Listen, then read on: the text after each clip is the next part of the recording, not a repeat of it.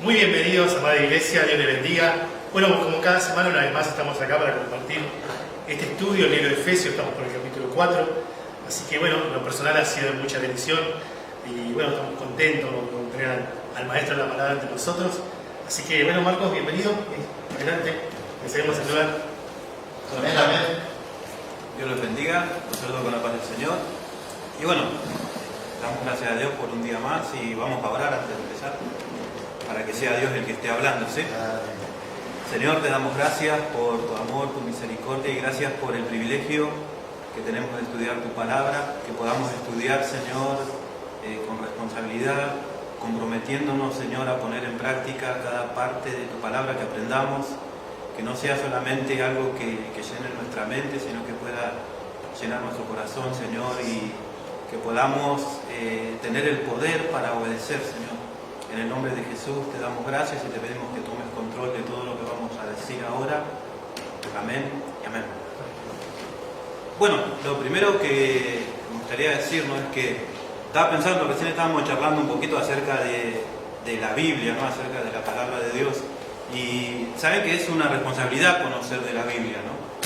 Porque mientras no sepamos algo, por ahí podemos tener excusas, ¿no? Santiago decía, no se hagan maestros muchos de vosotros sabiendo que tendréis mayor condenación.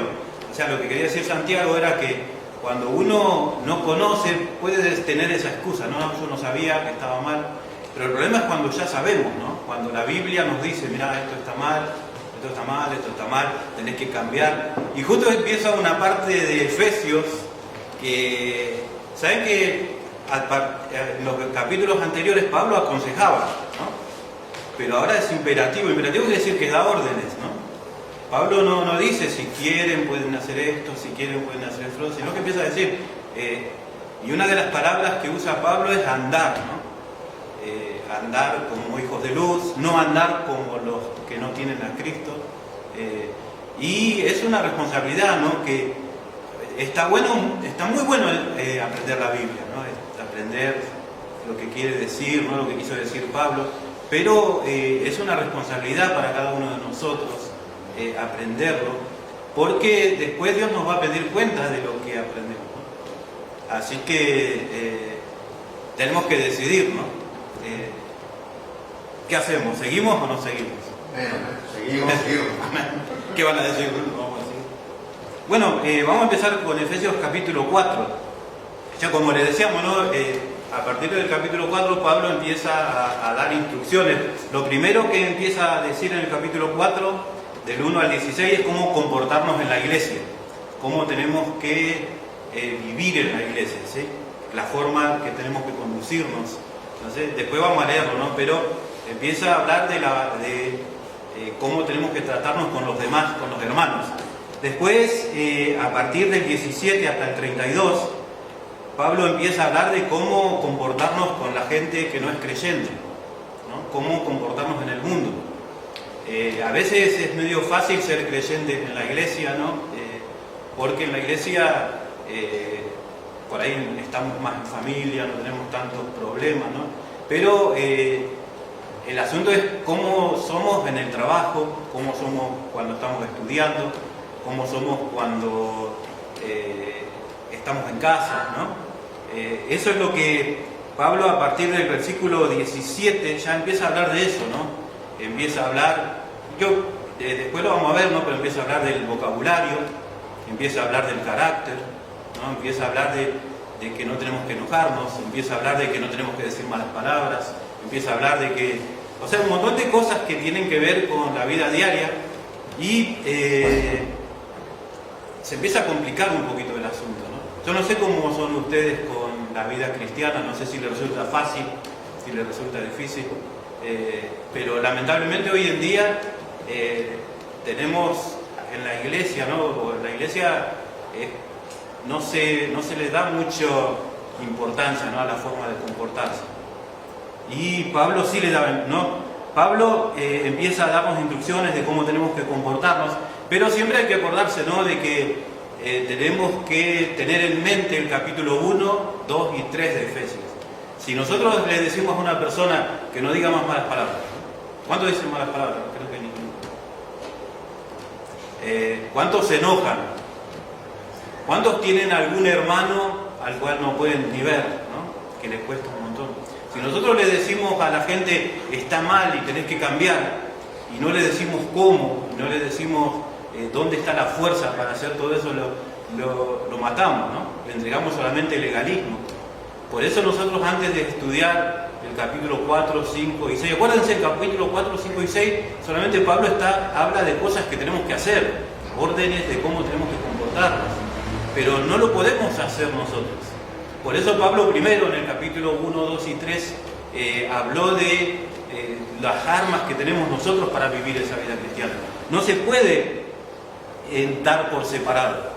Vieron que hoy en día, como tenemos la Biblia separada por capítulos y versículos, a veces decimos, bueno, vamos a leer, qué sé yo, Efesios capítulo 5 o 6, donde empieza a hablar directamente de cosas que tenemos que hacer. Y es un error, ¿no? Porque antes de leer esos capítulos, lo ideal sería que uno lea toda la carta completa. Nosotros, por eso mismo, ¿no? Por tener la Biblia dividida en capítulos y versículos, nos acostumbramos a leer por ahí un solo versículo, ¿no? O como mucho un capítulo. Pero eso es sacar de contexto la Biblia, ¿no? Por eso nosotros tenemos que leer toda la Biblia. Si quieren leer Efesios, tenemos que leer todo Efesios. Porque en los primeros 3 capítulos encontramos la solución, ¿no? Podríamos decir la respuesta a cómo ser verdaderamente cristianos, ¿no? ¿No vieron que hay a veces libros que hablan de eso, ¿no? De cómo ser un verdadero cristiano? Bueno, Pablo en los primeros 3 capítulos nos habla de esto, ¿sí? Hasta que no, miren, no sé si vieron todos los estudios, no sé qué, ¿no? Pero hasta que no aprendamos bien todas las verdades que Pablo enseña en el capítulo 1, en el 2 y en el 3, es mejor no leer lo otro, ¿sí? Eso no quiere decir que no lo hagamos, ¿no? Porque a veces, entonces no leo nada y listo, ¿no? Pero la solución, primero leamos capítulo 1, 2 y 3, y sobre todo las oraciones de Pablo, ¿no? Donde Pablo ora por los efesios. ¿Se acuerdan en el capítulo 1? En el versículo 15 creo que dice, Pablo ora para que conozcamos más a Dios, también ora para que conozcamos la esperanza que tenemos como cristianos, ¿no? Ora para que conozcamos la herencia que tenemos, ¿no? que está en los cielos. También ora para que conozcamos el poder que tenemos. ¿Se acuerdan? Pablo decía que el mismo poder que resucitó a Jesús de entre los muertos es el mismo poder que hoy tenemos como iglesia, ¿no? Ese mismo poder que lo sentó en los lugares celestiales y que lo puso sobre todo nombre que se nombra, no solamente en este siglo, sino también en el venidero. Ese mismo poder actúa hoy en la iglesia. Ese poder es el que necesitamos, ¿eh? Si nosotros queremos encarar la vida cristiana por nosotros mismos, vamos a errarla, ¿sí? Y no vamos a poder estar. Ese es el gran problema hoy en día en las iglesias, ¿no? Por ahí se le da instrucciones, ¿no? Se dice, bueno, ahora sos cristiano, deja de hacer esto, deja de hacer esto, deja de hacer esto, ¿no? Es como que, ¿no? Y no es esa la forma, ¿no? Si nosotros no conocemos a Dios, si no profundizamos en el conocimiento de Dios, si nosotros no sabemos la esperanza que nos espera en los cielos, si nosotros no sabemos que el poder que tenemos como cristianos, nunca vamos a poder vivir una vida cristiana. No se puede, ¿no? Después en la segunda oración, en el capítulo 3, lo que leímos el otro día, ¿se acuerdan? Pablo hace una oración y es importante ver que una cosa lleva a la otra, ¿no? Primero Pablo dice que le pide que el Espíritu Santo fortalezca nuestro hombre interior. ¿Saben que nosotros cuando nos convertimos, Jesús empezó a vivir dentro nuestro? Eso es lo que Pablo llama nuestro hombre interior, nuestra nueva criatura, ¿no? Pero dentro nuestro está el pecado, ¿no? Que en la Biblia se lo llama la vieja criatura, el viejo hombre. Pablo decía el pecado que mora en mí, ¿no? Él decía, yo quiero ser bueno, yo quiero no pecar, pero tengo algo dentro mío que me lleva cautivo a la ley del pecado, ¿no? Es eso que el creyente tiene, ¿no? Y hay una pelea entre los dos, ¿no? Nosotros como creyentes queremos hacer el bien, pero está el pecado. Por eso Pablo dice que oraba para que sea fortalecido el hombre interior, la parte espiritual del creyente, ¿no? Si nosotros, ¿sabe que Pablo habla en Corintios y los llama carnales, ¿no? esos creyentes eran creyentes que se dejaban dominar por la parte carnal, ¿no? Por el viejo hombre. Y lamentablemente la persona que se deja dominar por el viejo hombre, que es un creyente carnal, tarde o temprano quizás va a terminar apartándose. ¿Sí? Así que nosotros, como cristianos, tenemos que buscar que Jesús domine nuestro corazón, que vendría a ser nuestra nueva criatura, ¿no? Nuestro nuevo hombre. Y ahí está nuestra decisión, ¿no? ¿Qué hacemos nosotros? ¿Quién queremos que domine? ¿Quién queremos que domine nuestro corazón? Y Pablo oraba, ¿no? Para que nuestro hombre interior, la parte, podríamos llamarlo por ahí, no sé si es la forma, ¿no? Pero la parte buena dentro nuestro, ¿no? ¿Vieron en los dibujitos animados que hay, que se le aparecen dos, ¿no? De un lado un diablito y del otro lado un angelito, y que el diablito le dice hace esto, hace lo otro, anda, y el angelito le dice, no, ¿cómo va a ser?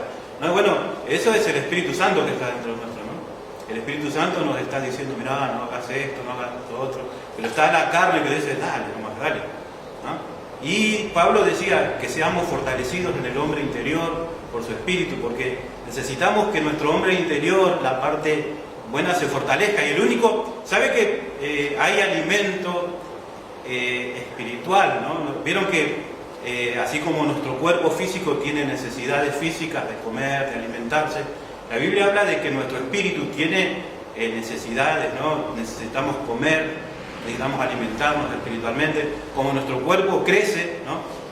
Lo crecía hace tiempo, ahora crecemos de ancho, ¿no? También nuestro espíritu tiene que crecer, ¿no? Nuestro espíritu tiene que... Y eso es lo que... El único alimento que tiene nuestro espíritu es la presencia de Dios, ¿sabes? Jesús dijo, yo soy el pan de vida, ¿no? El único alimento que nosotros tenemos para que nuestro hombre interior crezca es la presencia de Dios, su palabra, ¿no? La oración. Así que eso es lo que Pablo pedía, ¿no? Que ese hombre interno, que es la parte buena, podríamos decir, vaya creciendo para que la otra parte vaya menguando, ¿sí? Porque hay creyentes que son, los carnales se dejan dominar por la carne, ¿no? Después están creyentes intermedios, ¿no? Que un tiempo están bien y un tiempo están mal, ¿no? El hombre de doble ánimo, dijo Santiago, ¿no? Que es inconstante en todos sus caminos, ¿no? Una persona que un día quiere servir a Dios y hacerle todo, y al otro día se quiere ir al mundo, ¿no? O sea, se le fueron las ganas. Eso es... Pero el hombre espiritual es que el hombre donde el espíritu, ese nuevo hombre, es el que gobierna, ¿no? Y eso es lo que Pablo decía, ¿no? Y oraba por los... Si usted ora por alguien, ore para eso. Si ora por su hijo, ora por alguien de la iglesia, ore para que su hombre interior sea lleno de poder por medio del Espíritu. Después dice, y después, acuérdense que cada oración lleva a un punto más alto. ¿Sí? Primero Pablo dice que vuestro hombre interior sea fortalecido. Y después dice, para que habite Cristo en vuestro corazón, ¿no? O sea, primero que nuestro hombre interior sea... crezca y sea fortalecido por el Espíritu Santo, pero ¿para qué? Para que Cristo habite por fe en nuestros corazones. ¿Y se acuerdan? La palabra habitar que usó Pablo acá era habitar como dueño, ¿sí? Habitar como el Señor de nuestra vida, ¿no? Que Él pueda ir a todas las partes de nuestra vida como Él quiera, ¿sí?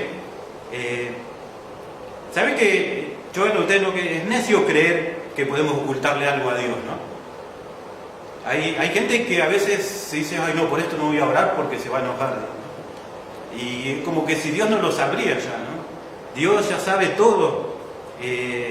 Nosotros cuando permitimos que Jesús sea dueño, no es que le damos permiso para que sepa, porque Él ya sabe, ¿no? Él sabe todo lo que hay en el cuartito de atrás, ¿no? Del corazón. Él sabe nuestros pecados escondidos, Él sabe lo que miramos en la tele, Él sabe lo que vemos en internet. No hay nada que le podamos ocultar. Él sabe nuestros pensamientos, ¿no? Lo que hacemos, lo que le damos a Jesús es el permiso para que opine, ¿no? El permiso para que diga, mira, para mí eso está mal, ¿qué querés que te diga? ¿No? Es el Espíritu Santo, ¿no? que va diciéndonos lo que está bien, lo que está mal. Eso es lo que Jesús quiere entrar, ¿no? No es que Jesús no conoce lo que hay dentro nuestro, porque a veces podría darse a entender eso, ¿no? Que si nosotros no le dejamos entrar a Jesús a esos lugares, Jesús no se va a dar cuenta. Pero le digo una cosa, Jesús ya sabe. Lo único que hacemos al dejarlo morar como dueño es dejarlo que Él opine. ¿Qué le parece? ¿Qué opinará Él de nuestra vida? ¿no? Por eso es lo que no nos gusta a veces, ¿no?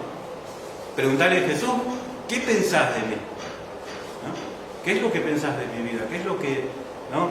Pero acuérdense que ya lo sabe Jesús, ¿eh? Ya no es que, a veces eso es lo loco, a veces, ¿no? Que nosotros creemos que si no lo dejamos Él no va a saber, ¿no?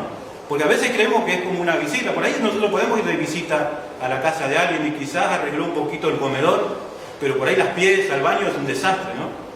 Y nosotros no lo sabemos porque no estamos en todos lados, pero Jesús sabe, ¿no? Él está en todos lados, Él está en lo profundo de nuestro corazón, ¿no? Y así que por eso no es permiso para que sepa lo que pasa, sino es un permiso para que Él pueda opinar y decir, ¿no? Eso es lo que quiere decir que habite Cristo por fe en nuestro corazón, que pase a ser el dueño, Él diga, eso no me gusta, eso está mal. Ahora nosotros estamos dispuestos a dejar que Jesús haga eso. Estamos dispuestos a decir, che, mirá, porque nosotros tenemos muchas cosas que aceptamos como cristianos. Bueno, yo no soy como aquella persona, pero tampoco soy tan pecador. Nosotros creemos que en nuestra vida, creemos que un promedio está bien, ¿no? Yo no soy como Hitler, no soy un asesino, no soy un hereje como ese, me gusta, ¿no? Tampoco soy un santo como el pastor, pero en el medio, ¿no? Un 7, ¿no? Paso, ¿no?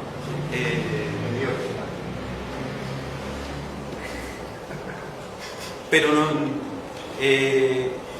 Dios quiere todo, ¿no? Él quiere ser el dueño de nuestra vida, ¿no? Y estamos dispuestos a decirle, bueno, o estamos ya conformes con nuestra vida cristiana. Hermano, estudiar la Biblia no es para personas que están conformes con su vida cristiana, porque la Biblia lo va a chocar como un camión, y una vez que te choca un camión no quedas igual.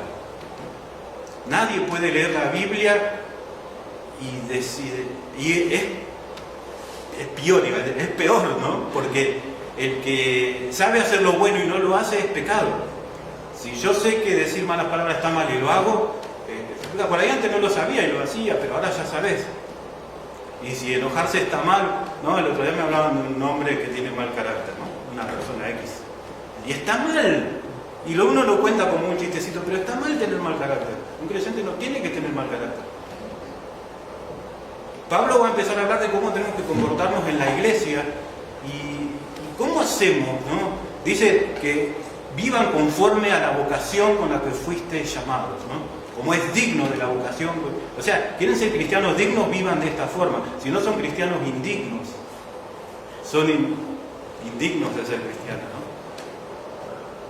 Por eso Pablo oraba, ¿no? Y le decía que sean fortalecidos en el hombre interior por su espíritu. Y después dice, ¿para qué tenemos que ser fortalecidos? A fin de que arraigados y cimentados en amor, sean plenamente capaces de comprender con todos los santos cuál sea la anchura, la altura, la profundidad, ¿no? Y la longitud, ¿no? De conocer el amor de Cristo personalmente, experimentalmente. O sea, recién cuando dejemos que Jesús viva dentro nuestro y Él sea el dueño, vamos a poder conocer experimentalmente el amor de Dios, ¿no? Y no solamente, no lo vamos a conocer, no es que Armando va a conocer el amor de Dios, después lo va a conocer Esteban, sino que dice, de conocer con todos los santos, algo que se... ¿Cómo vamos a saber si amamos si no tenemos comunión con los hermanos, ¿no? Juan decía, ¿no? El que no ama a su hermano no tiene a Dios, ¿no? El que no ama no ha conocido a Dios, porque Dios es amor. ¿Cómo? Así que eso es algo que se tiene que hacer en comunión con los hermanos. Por eso dice, a fines arraigados y cimentados en amor, sean plenamente capaces de conocer con todos los santos, ¿no? La anchura, la altura, la profundidad y la longitud, y de conocer el amor de Cristo que excede todo conocimiento. ¿Se acuerdan que el otro día habíamos hablado que acá habla no de un conocimiento mental, sino que habla de un conocimiento experimental, ¿sí? Un conocimiento... ¿Cuántos conocieron el amor de Dios? ¿Cómo sabemos que conocemos el amor de Dios? Porque tratamos con amor a los demás. La persona que fue perdonada no puede no perdonar. Por eso a veces es importante darnos cuenta de la gravedad de nuestro pecado. Porque cuando nos damos cuenta de la gravedad de lo que es el pecado nuestro, vamos a ver con más misericordia a los otros, ¿sí? Cuando nosotros juzgamos mucho y somos duros en el juicio, es porque no nos dimos cuenta de que nosotros éramos igual que esa persona, o quizás somos igual, ¿no? Así que dice, ¿no? A fin de que arraigados y cimentados en amor, sean plenamente capaces de comprender con todos los santos la anchura, la profundidad, la longitud, la altura, de conocer el amor de Cristo que excede todo conocimiento. ¿Y todo esto para qué? Vamos más arriba. A lo primero Pablo dice que Cristo habite por fe, pero ahora que dice, para que sean llenos de toda la plenitud de Dios, que Dios llene cada partecita de su vida. Ahí vamos a, no solamente Jesús viviendo en nuestro corazón, sino llenando todo, ¿no? Con su presencia. El otro día no hablábamos de cuando Salomón inauguró el templo, ¿se acuerdan que la gloria de Dios llenó? Qué lindo sería, ¿no? El poder, ahora ya no existe más el templo en Jerusalén, ¿no? Hoy en día el templo es nuestro cuerpo, ¿no? Nosotros somos el templo del Espíritu Santo. Qué lindo sería, ¿no? Que todos podamos ser llenos de toda la plenitud de Dios. Recién ahí, cuando tenemos todo eso, vamos a poder empezar a leer Efesios 4, ¿sí? Cuando tengamos el amor de Dios, cuando seamos llenos de la plenitud de Dios. Porque ahora vamos a ver un poquito lo que nos pide Pablo, ¿no? En Efesios 4. Y lo primero que vamos a darnos cuenta es que no podemos hacerlo. No podemos hacerlo. No sé si leyó alguna vez Efesios 4 del 1 al 6, pero habla de la unidad en la iglesia y usted se da cuenta que no se puede hacer, a no ser que lo haga Dios en nosotros. Por eso tenemos que ser llenos de la plenitud de Dios. No de una partecita de Dios, no que Dios esté en la piecita, no que Jesús habite en el comedor, de que Jesús habite en todo nuestro ser para que Él tome control. ¿Sabes? Más adelante, no me acuerdo, creo en el 5, Pablo dice, no os embriaguéis en vino, en lo cual hay disolución, antes bien sean llenos, ¿no? Y ahí Pablo habla de lo mismo, ¿no? Dice que la única forma de vivir una vida cristiana y de tener control de sí mismo es tener el corazón lleno del Espíritu Santo, ¿no? Así que no podemos vivir una vida cristiana sin eso. Le hago una pregunta, ¿no? Antes de seguir. ¿Cuántos trataron alguna vez de vivir la vida cristiana? ¿Cuánto tiempo duraron? ¿Cuánto les resulta difícil? ¿A cuánto les resultó fácil? A veces tratamos por un tiempo y decimos es imposible, ¿no?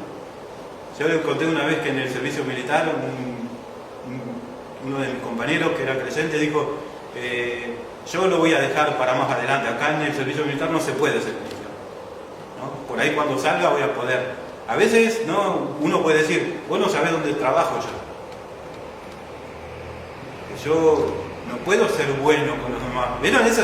Si yo soy bueno me pasan por encima, ¿no? Esa es una de las excusas que tenemos, ¿no? No, vos no sabés, vos porque trabajás en una obra, o vos, ahí podés ser bueno, pero si yo llego a ser bueno, ¿no? Es como le doy la mano y te agarran el codo, ¿no? Así que, y decimos no se puede, ¿no? Ahora, es verdad que no se puede. Solamente Dios puede hacerlo. Lo vuelvo a repetir porque esto quiero que nos quede claro, ¿no? Solamente Dios puede hacer que nosotros tengamos una vida como la de Jesús. Porque ese es al fin y al cabo el propósito, ¿no? El propósito es llegar a ser como Cristo. Lo primero era, ¿se acuerdan? Este capítulo 4 habla desde el versículo 1 al 17 cómo comportarnos en la iglesia. La primera sección de esta, ¿no? De cómo comportarnos en la iglesia, lo podríamos dividir en tres partes también. La primera parte es la unidad, ¿no? Sabían que Dios quiere que seamos unidos, ¿no? Una de las cosas que hay que dejar en claro es que la unidad no se fabrica. Vieron que a veces se dice, che, pues tenemos que hacer algo para estar más unidos. No sé, la unidad no se fabrica porque la unidad ya está. ¿Sí? La unidad, Pablo dice que no hay que fabricarla, hay que cuidarla. Porque aunque no le guste el hermano que está al lado, aunque no le guste algún hermano por ahí, ya usted es un hermano de él, ya es uno con él. ¿Sí? O sea que la unidad hay que aceptarla y hay que cuidarla. Pablo dice, vamos a leer, en Efesios capítulo 1, del 1 al 6. ¿Sí? Efesios capítulo 4, ¿no? El 1 al 6 dice: yo pues preso en el Señor os ruego que andéis como es digno de la vocación con que fuisteis llamados, con toda humildad y mansedumbre, soportándoos con paciencia los unos a los otros en amor, solícitos en guardar la unidad del Espíritu en el vínculo de la paz. Un cuerpo y un espíritu, como fuisteis también llamados, en una misma esperanza de vuestra vocación. Un Señor, una fe, un bautismo, un Dios y Padre de todos, el cual es sobre todos y por todos y en todos. Amén. Ahí está, ahí, ¿no? Primero, entonces Pablo nos llama a vivir una vida conforme a lo que nos habló en los capítulos anteriores, ¿eh? Una vida conforme a la vocación, como es digno de la vocación con que fuimos llamados. Lo primero que dice es que tenemos que tener con toda humildad, ¿sí? ¿Saben? La palabra humildad es una palabra media rara, ¿no? Es tapeinofrosune en griego, y quiere decir pensar con humildad, pensar con cordura o con sobriedad. Lo que quiere decir es no creérselas, ¿eh? La primera de las cosas que tenemos que hacer para llevarnos bien con los hermanos es no creernos más que los demás. Romanos 12, 3 al 5 dice: digo pues, por la gracia que me es dada a cada cual que está entre vosotros, que no tenga más alto concepto de sí que el que debe tener, sino que piense de sí con cordura, conforme a la medida de fe que Dios repartió a cada uno, porque de la manera que en un cuerpo tenemos muchos miembros, pero no todos los miembros tienen la misma función, así nosotros, siendo muchos, somos un cuerpo en Cristo y miembros los unos de los otros.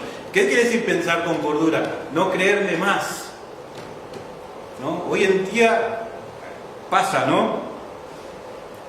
¿Sabe que hay un problema? ¿Sabe que hoy en día en el mundo hay mucha bajo autoestima, ¿no?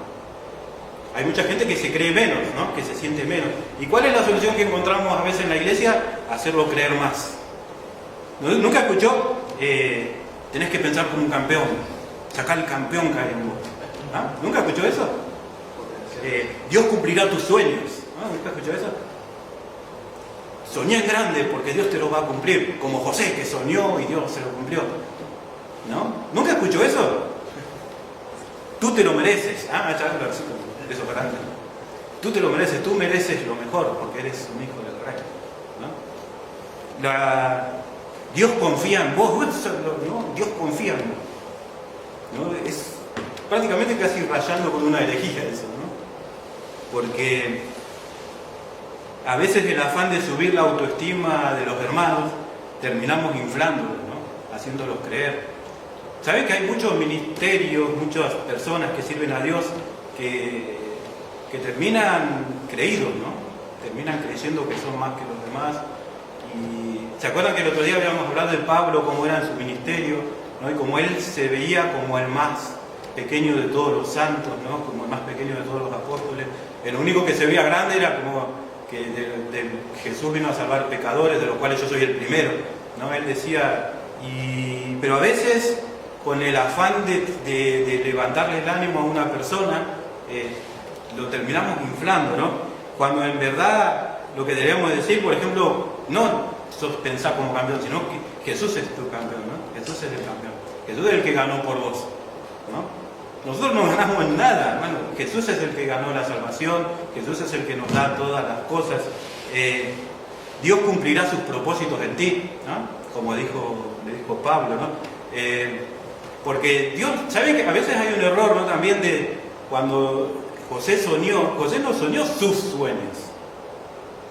No es que Dios va a cumplir mis proyectos. José soñó lo que Dios iba a hacer en él. Eso es lo que Dios va a cumplir. Si nosotros soñamos para nosotros mismos, para nuestra grandeza, para lo que nosotros creemos, no, Dios no va a eso, porque Dios sabe cómo somos nosotros. Pablo una vez dijo, ¿no? Yo tuve muchas visiones. Yo la verdad que Dios me llevó al tercer cielo, pero para que no me agrande, Dios me mandó un aguijón en la carne. Imagínense, ¿no? Porque Dios sabía que Pablo en cualquier momento se iba. Dios conoce la naturaleza humana, ¿no?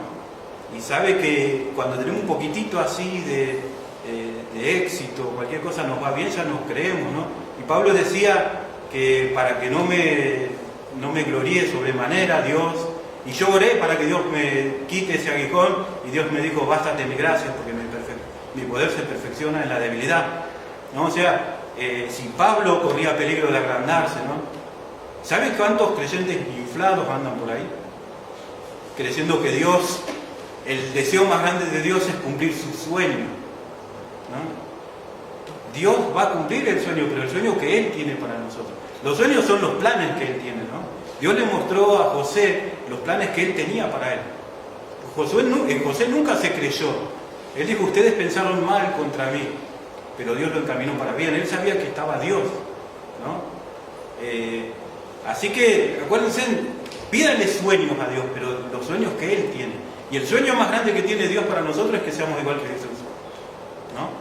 Si hay algo que a Dios le encanta es ver en nosotros reflejados a Cristo. Así que Él eso es lo que va a cumplir, ¿no? Y tú te lo mereces, ¿no? ¿Sabes que nosotros no merecemos?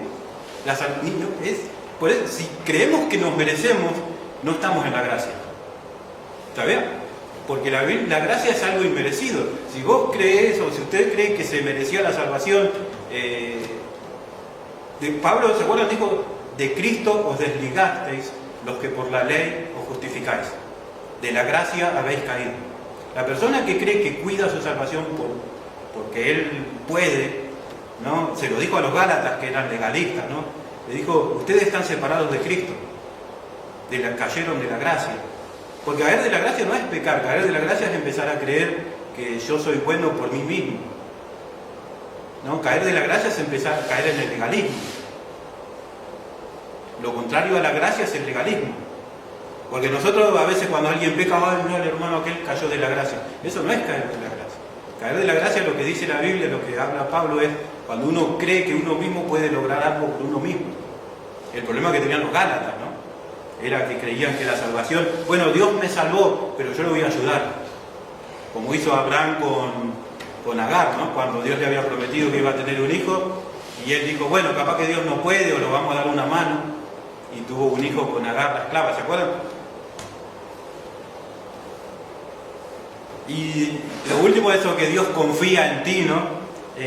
Dios no confía en nosotros, Dios confía en el poder de Él en nosotros. ¿Se acuerdan? Pablo decía, por lo cual yo, no me acuerdo bien el texto, pero dice, actúo según el poder de Él que actúa poderosamente en mí, ¿no? O sea, Pablo sabía, y él decía, no que seamos competentes por nosotros mismos, sino que nuestra competencia viene de Dios, ¿no? Yo soy un incompetente, quiso decir. Yo no puedo competir, quiere decir, no puedo, pero mi competencia... Miren que Pablo hizo cosas, ¿eh? Pablo sembró el Evangelio por todo el Imperio Romano, pero él sabía que no era él. Imagínense si nosotros haríamos lo que hizo Pablo, y tendríamos... ¿Quién nos para, no? Hoy en día que todos... No podemos hablar de los apóstoles, ¿no? Hoy en día todos quieren ser apóstoles. Y como que si sería algo...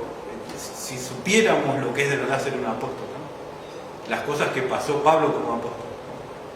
Pero Dios, le vuelvo a repetir, ¿no? Dios confía en el poder que Él tiene para hacer algo en nosotros. La humildad es la virtud de someterse a Dios y a su palabra. Ser humilde es decir, sí, Dios, vos tenés razón y yo no. Ser humilde también es someterse a los demás, ¿no? Someteos, ¿se acuerdan? Efesios 5:21, someteos los unos a los otros en el temor de Dios. ¿Cuántos están dispuestos a someterse? Porque vieron que nosotros a Jesús y a Dios los llamamos Señor, ¿no? Es fácil ser siervo del Señor, pero ¿cuántos están dispuestos a ser siervo de un hermano? Eso es someterse, ¿sí? A nosotros nos gusta, ¿no? Sí, yo soy el siervo, ¿no? Y estamos dispuestos a ese mismo servicio que le damos a Dios, dárselo a los hermanos. Porque Pablo decía que el servicio era eso también, no solamente ser siervo de Dios, sino ser siervo de los hermanos. Por eso decía, someteos los unos a los otros en el temor de Dios. La palabra después dice con toda humildad y mansedumbre. La palabra mansedumbre quiere decir un espíritu controlado. No quiere decir, no, vieron que hay que manso, hay una persona que está así, ¿no? Eso no. ¿Saben que se usaba para hablar, por ejemplo, de un caballo domado? ¿Vieron cuando los caballos están salvajes que andan por ahí y que no dejan que nadie se les suba, que nadie le haga... Pero después que lo doman, no es que pierde el poder, sigue teniendo el mismo brío, el mismo poder, pero está controlado, ¿no? Eso quiere decir mansedumbre. saber controlar el carácter. Eso es, ¿cuánto controlan el carácter? Eso quiere decir, ¿saben qué? Mansedumbre quiere decir poder bajo control. ¿Sí? ¿Saben que es complicado porque a los cristianos se nos complica, ¿no? Porque se nos sube a la cabeza el poder a veces, ¿no?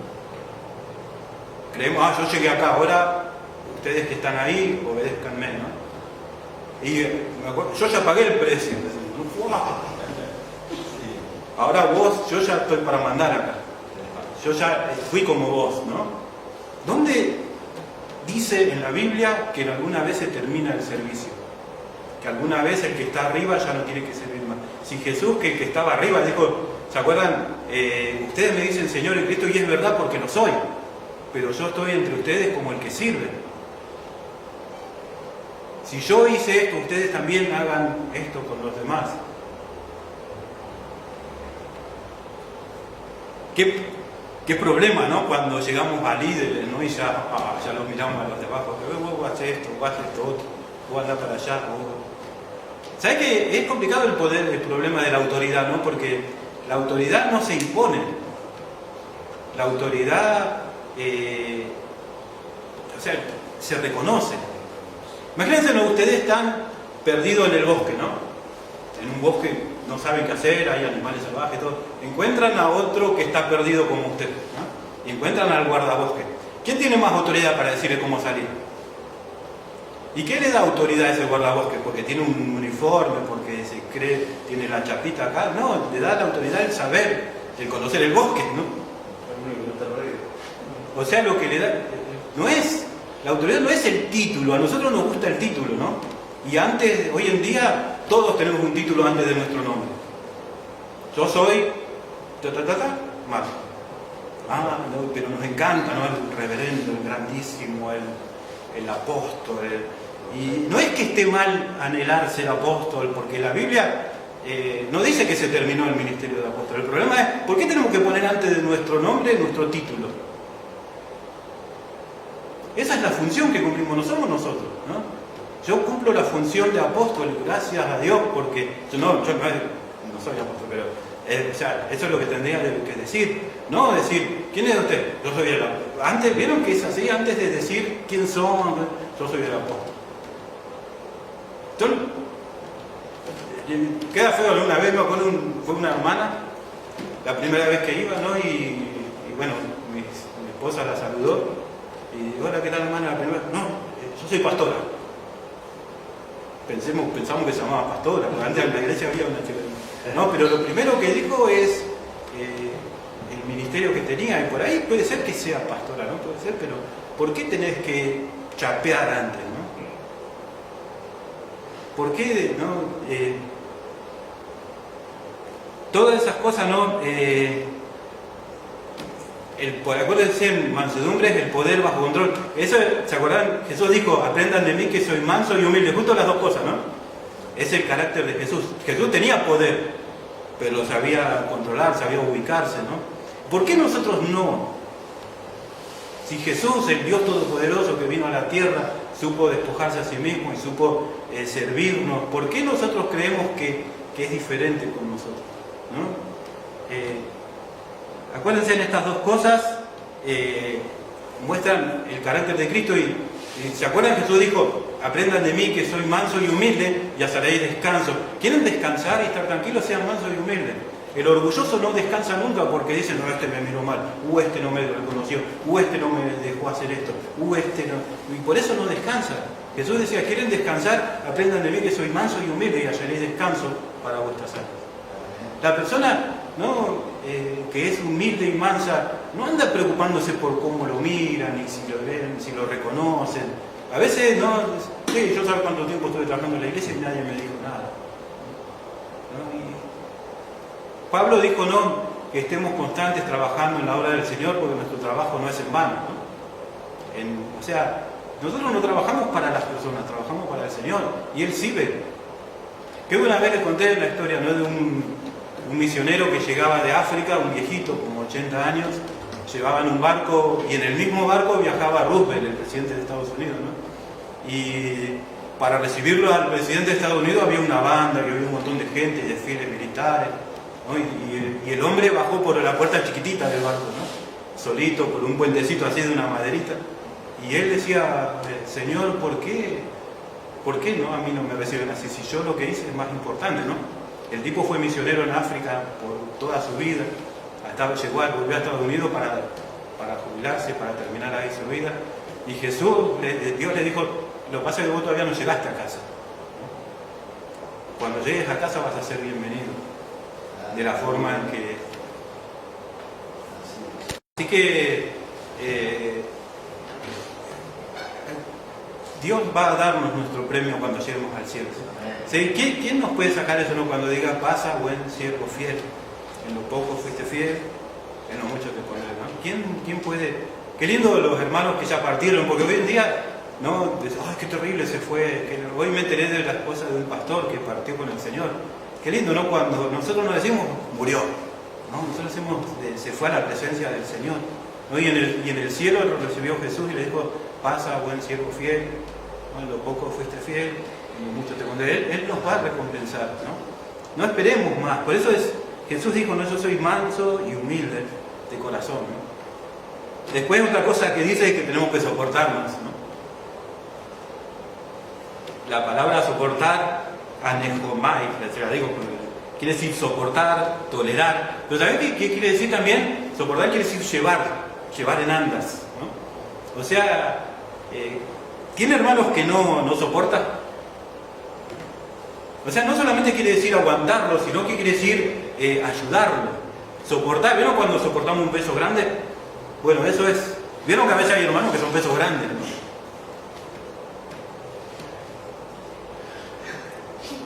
¿Se puede soportar a todos o no se puede?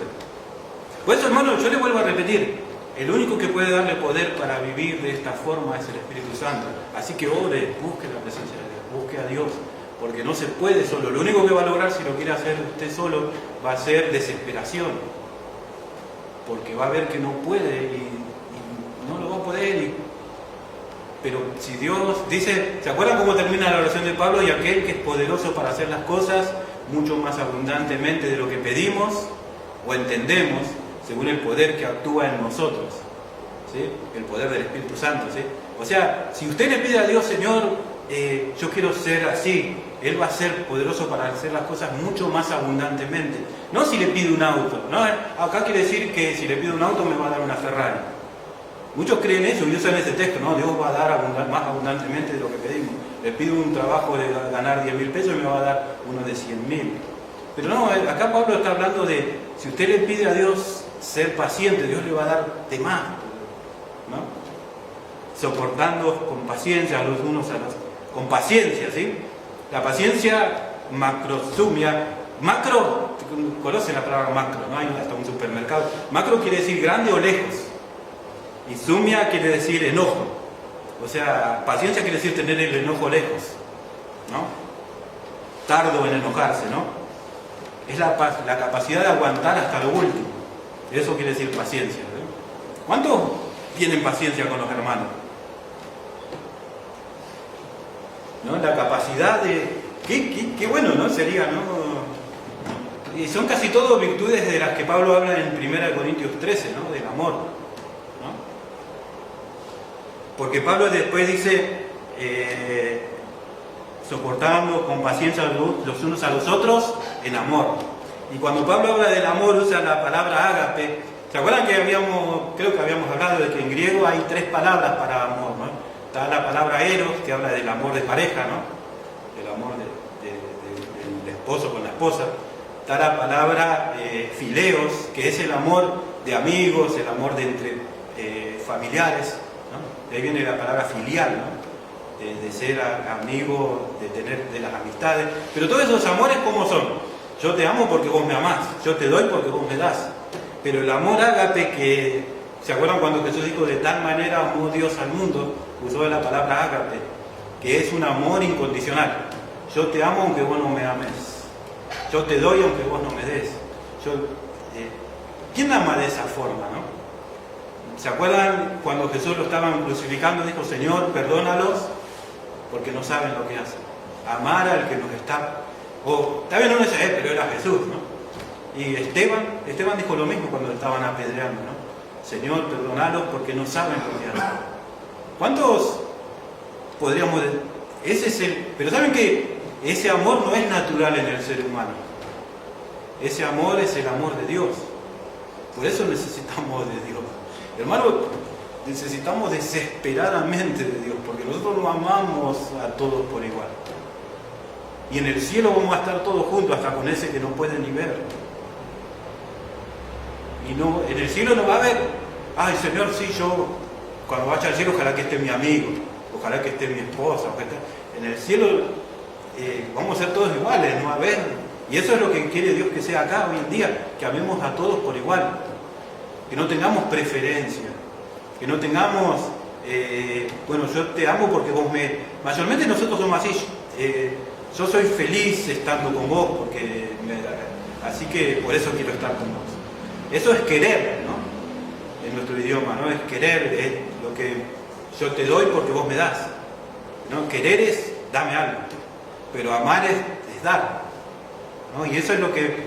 Por eso Pablo dice que todo eso tiene que ser en amor, ¿no? La mansedumbre, porque si usted ve en el capítulo, como le decía uno en Corintios, 1 Corintios 13, todas estas cosas son virtudes que tiene el amor. ¿Se acuerdan? El amor no guarda rencor, no se envanece, no tiene envidia, no es jactancioso, ¿no? Todas esas cosas se logran cuando tenemos amor. Si no tenemos amor, nunca vamos a aguantar a los demás. Si no tenemos amor, nunca vamos a ser mansos. Si no tenemos amor, nunca vamos a ser humildes, ¿no? O sea, y como le vuelvo a repetir, y yo lo voy a repetir 10 millones de veces, ese amor no es natural en el ser humano. Ese es el amor de Dios que obra en el creyente. Por eso Pablo decía, ¿no? De conocer el amor de Dios que excede todo conocimiento. El amor de Dios que no se puede conocer, porque nadie puede entender el amor de Dios. Por eso, ¿se acuerdan? Pablo anteriormente decía que la iglesia es un espectáculo para los ángeles. La iglesia es un espectáculo para los demonios. ¿Saben por qué? Porque ni ellos pueden entender cómo Dios nos ama tanto. ¿Cómo puede ser que Dios ame tanto a estas personas? ¿Cómo puede ser que el Creador vino en forma de hombre a morir por ellos? ¿Cómo puede ser que vivió como una persona pobre por 30 años? ¿Cómo puede ser que fue escupido, que fue maldecido por sus criaturas? ¿Cómo puede ser que dejó que lo maten? ¿No? Por eso dice que nosotros estamos para mostrar a los principados y potestades la multiforme sabiduría de Dios. ¿Se acuerdan que decía en Efesios, ¿no? Un poquito más atrás? Porque nosotros, cuando nos ven a nosotros, los ángeles se maravillan.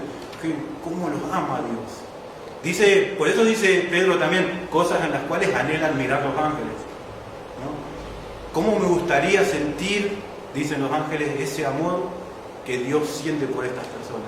Y deben mirar con nosotros y decir, qué cabeza dura que son, ¿no? Porque ellos sí ven no a Dios. Ellos lo vieron a Dios cuando se hizo hombre, ¿no? Cuando vino en forma de bebé, ¿no? Frágil, ¿no? Dependiendo de José y de María, que lo cuidan, que se tuvieron que escapar a Egipto. Y ellos dicen, ¿cómo hizo eso Dios, el creador del universo? ¿Se acuerdan? Dice, en el principio era el verbo era con Dios, y el verbo era Dios. Y el verbo se hizo carne y habitó entre nosotros, ¿no? Es increíble, ¿no? Que el creador del universo nos haya dado tanto. Así que bueno, les vuelvo a repetir, ese amor solamente lo podemos lograr con Dios. Y después Pablo empieza a hablar de cosas, ¿no? Que tenemos que cuidar, ¿no? Por eso dice, solícitos en guardar la unidad del Espíritu, ¿no? Le vuelvo a repetir, no tenemos que hacer la unidad. ¿Sabe por qué? Porque para Dios la iglesia es una. Nosotros inventamos todo, ¿no? Es decir, nosotros inventamos las separaciones. Nosotros nos separamos por color, por lengua, por raza, ¿no? Bien, está la iglesia donde se congregan todos los que son de esta forma, está la otra iglesia de los que creen en esto, está la iglesia de aquello. Son todo separaciones que no fueron hechas por Dios. Yo sé que esto a veces me van a crucificar, ¿no? Después, pero las denominaciones no están puestas por Dios. O sea, Dios no quiere que estemos separados. Para Dios no existe. Yo, por ejemplo, cuando vengo caminando acá por la calle, para los que están mirando por la calle Gallo, ¿no? Y cuando cruzo Pearson hay una iglesia de este lado. Después hago una cuadra, hay otra iglesia de este lado. Son dos iglesias pentecostales, ¿no? Que creen en lo mismo que nosotros. Para Dios no somos la misma iglesia, ¿sabes? Cuando nos preguntan, ¿a qué iglesia perteneces? No, yo pertenezco a la iglesia XXX. No, yo pertenezco a la iglesia de libertad, ¿no? Y la iglesia de libertad somos todas las otras iglesias, ¿no? O sea, cuando Pablo escribía, Pablo, apóstol de Jesucristo, a la iglesia que está en Tesalónica, cada ciudad había una sola iglesia, a pesar de que se juntaban en diferentes lugares, ¿no?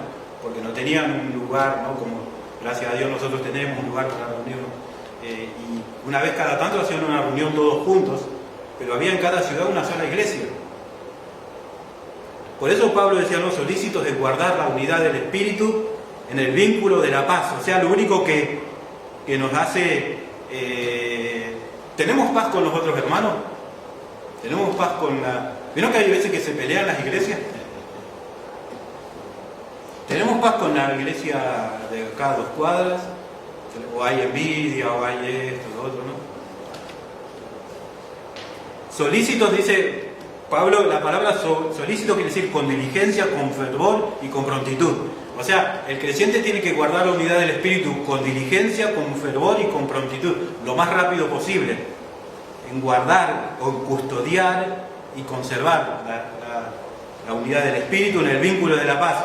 Sin paz es imposible la unidad, ¿no? Porque primero tenemos que tener paz con Dios y también tenemos que tener paz. La paz con Dios nos da paz interior y la paz interior nos da paz con los hermanos, ¿sí?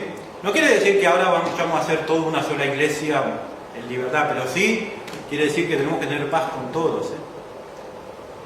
Yo sé que hoy en día es así, ¿no? Y tenemos que aceptar cómo es la cosa, ¿no? Pero no tenemos que rivalizar con otras iglesias, porque estamos todos para el mismo lado, pateamos todos para... Jesús dijo, el que no es conmigo es contra mí, el que conmigo no junta desparrama, ¿no? O sea, si pateamos todos para el mismo equipo, jugamos todos para el mismo lado, no estamos porque se congregan en otro lado, no son enemigos, ¿no? Cuando yo era chiquito, me acuerdo, yo siempre me crié en una iglesia pentecostal, ¿no? Me acuerdo que teníamos problemas con los bautistas, ¿no? Los bautistas, nosotros los pentecostales decían, ellos no tienen el Espíritu Santo, no son salvos. Y los bautistas decían, es el demonio que habla, no es la lengua. Y gracias a Dios esas cosas se fueron saldando, ¿no? Y se fueron quitando, ¿no? Se fueron quitando esas divisiones. Pero después Pablo empieza a dar un conjunto de cosas que nos hacen uno. Primero dice que tenemos un cuerpo, o sea, todos pertenecemos al mismo cuerpo. Por eso le vuelvo a repetir, en libertad Dios tiene un solo cuerpo. Qué complicado eso, ¿no? Cómo está hoy en día la iglesia tan separada, ¿no? Pero para Dios solamente existe la iglesia de libertad, o la iglesia de Merlo. Podemos decir libertad porque libertad es una ciudad, ¿no? O sea, para Dios no existe Puerta de Paz, la iglesia pentecostal de santidad, la de enfrente de las barreras, la de Magdalena, la del Seibo. Para Dios existe la iglesia de libertad. Él no hace diferencia. No es que están mirando que qué bueno que son estos hermanos, estos no, estos no. Para Dios no hay diferencia, aunque no lo creamos, para Él la iglesia es un solo cuerpo. Aunque hoy en día es casi impracticable, ¿no? Porque como tenemos organización diferente, pero para Dios somos uno. Un espíritu, todos tenemos el mismo espíritu, ¿sí? Eso nos hace uno. Así que, hermano, si usted por ahí no tiene alguno que no puede ni ver, ya esa persona tiene el Espíritu Santo, así que usted es uno con Él. Tenemos el mismo Espíritu Santo, una misma esperanza. Todas las iglesias saben lo que esperan. Hoy estaba escuchando una predicación de un hombre de los que menos me imaginé que podían... Estaba hablando de la segunda venida de Jesús, ¿no? Yo pensé que ellos casi no creían en eso, ¿no? Decían, mira, tenemos la misma esperanza. La esperanza de que un día vamos a ver a Jesús cara a cara. La misma esperanza de que los que parten están en un mejor lugar, ¿no? Qué lindo, ¿no? Tenemos la misma esperanza, la eternidad con Dios. ¿no? Leemos Apocalipsis y decimos qué lindo, ¿no? Eso algún día lo vamos a vivir. Por eso no somos uno, porque todos los evangélicos de todo el mundo creemos que Jesús en cualquier momento va a venir a buscar a la iglesia, ¿no? En un abrir y cerrar de ojos, a la final trompeta, ¿recuerdan? Porque se tocará trompeta y los muertos en Cristo resucitarán primero, y los que quedamos, los que hayamos quedado, seremos arrebatados juntamente con Él para recibir al Señor en los cielos, y así estaremos para siempre. Qué linda esa palabra, ¿no? Para siempre, con Él. No por un ratito, no por 10 segundos, no por 10 años, no por 10 millones de años, sino por la eternidad. Por Él, esa es la esperanza. Esa esperanza nos hace uno, ¿sí?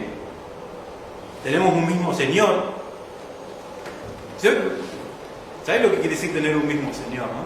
Hoy en día esa palabra Señor se minimizó mucho, ¿no? Porque está el Señor de la esquina, el Señor de allá, el Señor del colectivo, el Señor del auto rojo. Pero Señor, la palabra Señor en griego, kurios o kyrios, es el dueño absoluto, ¿sí? O sea, el que es dueño de mi vida, el que es dueño de hacer con mi vida lo que se le antoja, ¿no? Y cuando Dios nos hace pasar una pruebita, ¿qué hacemos? Se nos va el Señor a cualquier lado, ¿no? Para esto me trajiste al final, ¿no? Y nos enojamos. Pero si Dios nos dijo, pero ¿no era que era tu Señor? ¿No era que era tu dueño? Sí, pero no era para tanto, vos te lo tomaste, ¿no? Si creemos, por eso dice que todos tenemos el mismo Señor, el mismo dueño. ¿Es Jesús dueño de su vida? Tenemos una fe. ¿Sabes que acá la palabra fe no se refiere a la fe para salvación? Se refiere al conjunto de creencias que tenemos, ¿sí? Todos creemos que nuestra fe está sacada de la Biblia. Cuando se hizo la reforma en el siglo XVI, ¿no? Una de las cosas en las cuales se estuvo de acuerdo es que solo la Escritura, ¿se acuerdan? Toda nuestra base doctrinal, todo lo que creemos es sacado de la Biblia. Y nosotros no podemos ser uno con personas que no creen en la Biblia. Nosotros no podemos ser uno con personas que creen que aparte de la Biblia existen otras fuentes de inspiración, ¿no? Como la tradición, como los concilios, como creen otras iglesias. Nosotros no podemos ser uno con personas que interpretan la Biblia de una forma errónea. Me acuerdo una vez escuché una hermana, iba a decir que era cantante, pero no voy a decir que era cantante, que decía, y bueno, estamos contentos porque hicimos un recital, y en el recital estuvieron los hermanos mormones, los hermanos testigos de Jehová, los hermanos católicos, los hermanos evangélicos, y no puede ser así, porque acá Pablo dice como una de las bases de nuestra unidad es que todos tenemos la misma fe, tenemos el mismo conjunto de enseñanzas de la Biblia. Nosotros creemos en la Trinidad. Si hay alguien que no cree en la Trinidad, no puede ser uno conmigo. Nosotros creemos en la eternidad con Dios. Nosotros creemos en la salvación solamente por fe, no por obra. Cualquier persona que crea que la salvación se logra por medio de actos de sacrificio humano, no puede ser uno conmigo. Porque yo creo que Jesús pagó por mí en la cruz por mis pecados. Yo creo que soy salvo por fe. Por eso yo creo en Dios Padre, Dios Hijo, Dios Espíritu Santo. Yo no puedo ser uno con una persona que no cree que Jesús es Dios, ¿no? A veces se busca, ¿no?, la unidad, sí, vamos a estar, pero es bueno buscar la unidad, pero no podemos ser uno con personas que tienen doctrinas que no son bíblicas o que son erróneas, ¿no? Así que eso es lo que se refiere Pablo cuando dice una fe, ¿no? ¿Conoce bien su fe? ¿En serio? ¿Conoce lo que cree? ¿Sabe lo que cree la iglesia cristiana? Ahí creo que morimos, ¿no? Estamos en el horno, porque una vez una persona preguntó, era un retiro de matrimonio, dice, ¿cuántos tienen un matrimonio bíblico? A todos levantaban la mano, contento. Y ¿cuántos leyeron todo lo que dice la Biblia acerca del matrimonio? Y todos. ¿Y entonces cómo sabe que tiene un matrimonio bíblico? ¿Sabe todo lo que dice la Biblia acerca de cómo tiene que ser el esposo? ¿Todo lo que dice la Biblia acerca de cómo tiene que ser la esposa? ¿Sabe todo lo que dice acerca de Jesús, acerca de la salvación, acerca de la vida eterna, acerca de la segunda venida de Cristo, acerca del bautismo en el Espíritu Santo, acerca de hablar en lenguas, acerca de un montón? ¿Sabe todo lo que dice la Biblia? Y no es mucho, la Biblia no es un libro muy grande. El otro día una hermana puso en el estado, le daba gracias a Dios porque desde que empezó la cuarentena pudo leer la Biblia completa. ¿No? Y por eso, qué loco lo veo. No es un libro muy grande para que lo leamos. Usted busca en internet y hay planes para leer la Biblia por día, 2 o 3 capítulos por día, y en un año lo termina. Pero hay gente que no conoce toda la Biblia. ¿Cómo podemos decir que tenemos una fe si no conocemos en qué creemos? ¿En qué creemos nosotros? ¿Qué creemos acerca de la salvación? Le vuelvo a repetir, acerca del matrimonio, acerca de las relaciones sexuales, acerca de todo eso. ¿Cómo necesitamos conocer la Biblia? ¿Sí? O sea, tenemos una fe, ¿no? Esa es otra de las cosas. Y las dos últimas cosas, un bautismo, ¿no? Todos hemos sido bautizados. Todos conocemos lo que simboliza el bautismo, ¿no? Hay hermanos que creen que el bautismo es la conversión, hay hermanos que... El bautismo es un símbolo de lo que pasó adentro de nuestro corazón, ¿no? Nosotros nos convertimos, nuestro viejo hombre murió y resucitó el nuevo hombre que es Cristo, ¿no? Y eso pasa, veo que dice, fuimos sepultados juntamente con Cristo por el bautismo, y cuando salimos, salió el nuevo Marco, ¿no?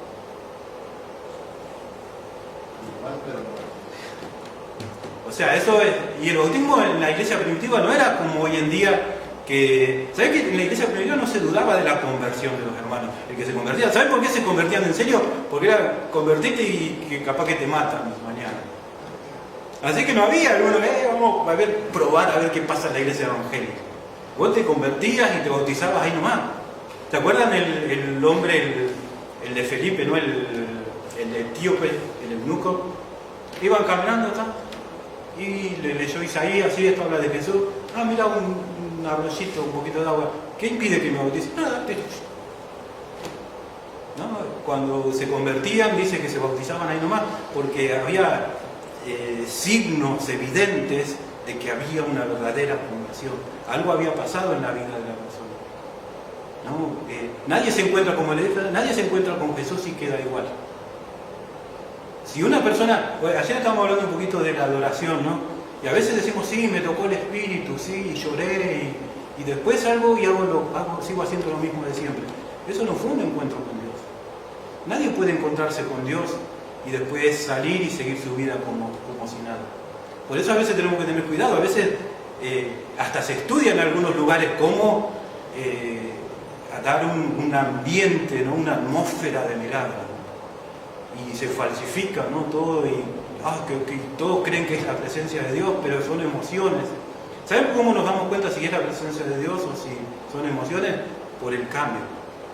Si fue Dios, hermano, no podemos encontrarnos con Dios y permanecer igual. Vea la Biblia todas las veces que alguien se encontró con el Señor. Es increíble, ¿no? Lo que Dios... Cuando Pablo iba a matar creyentes y Jesús se le cruzó en el camino, ¿y quién eres, Señor? Yo soy Jesús. ¿Y qué crees que haga? Listo, me rindo todo a vos sos el Señor. No hay otra cosa, ¿no? Eso es el bautismo, y después un Dios y Padre, ¿no? Como una familia de creyentes, tenemos el mismo papá. Así que, ¿qué somos entre todos? Por eso nos llamamos hermanos, ¿no? Nos llamamos hermanos en Cristo porque tenemos todos la misma familia y todos pertenecemos a la misma familia, ¿no? Al mismo. Así que tenemos que amarnos y en la eternidad vamos a estar todos con nuestro hermano mayor, ¿no? Como dice Romanos, el deseo de Dios es tener una familia que seamos todos parecidos a nuestro hermano mayor, que es Jesucristo, para que Él sea el primogénito, ¿se acuerdan? Entre medio de muchos hermanos, el hermano mayor. Y tenemos que practicar desde ahora, ¿no? Porque en la eternidad vamos a estar para siempre. Luego ese que a veces no lo puede ver, ese que tiene... Bueno, por ese va a estar por toda la eternidad, ¿no? Por los siglos de los siglos. Bueno, hasta aquí Pablo empieza a hablar de la unidad, ¿sí? Terminó de hablar de la unidad, va a seguir hablando de la iglesia, pero va a hablar de la unidad en la diversidad.